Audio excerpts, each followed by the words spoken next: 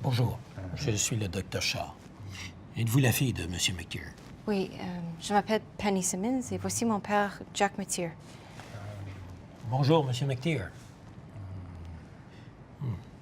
Je vois que vous avez amené votre père au service d'urgence. Pouvez-vous me dire pourquoi? Bon, je l'ai vu il y a environ 3 semaines et il semblait aller aussi bien que d'habitude. Normalement, je le vois chaque 2 semaines, mais j'ai dû travailler la fin de semaine dernière. Aujourd'hui, lorsque je suis arrivée, la maison était en désordre. Il ne faisait pas de sens et quand j'ai essayé de savoir ce qui n'allait pas, il a crié après moi. Comment était-il il y a 3 semaines? Il allait bien, il n'était pas confus. Il habite seul et, bon, c'est pas un homme facile à gérer. Un vieux fermier borné.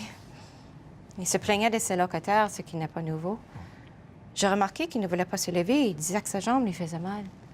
Il conduit toujours au centre médical à Plainsview et au magasin. Je crois qu'il prend ses médicaments. Aujourd'hui, la maison était en désordre et, comme vous pouvez le voir, il ne s'occupe plus de lui-même. Je suis vraiment inquiète à son sujet.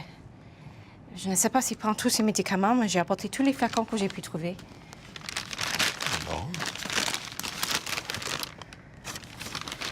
Je vois qu'il est diabétique. Il fait de l'hypertension artérielle. Il souffre d'arthrite. Autre chose? Pas à ce que je sache, mais il se plaint pas.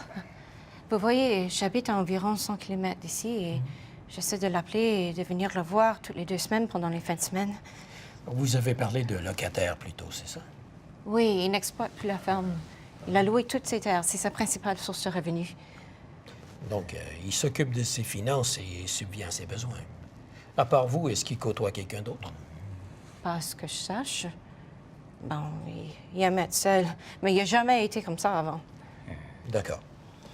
Je vais l'examiner, puis je vais revenir vous parler.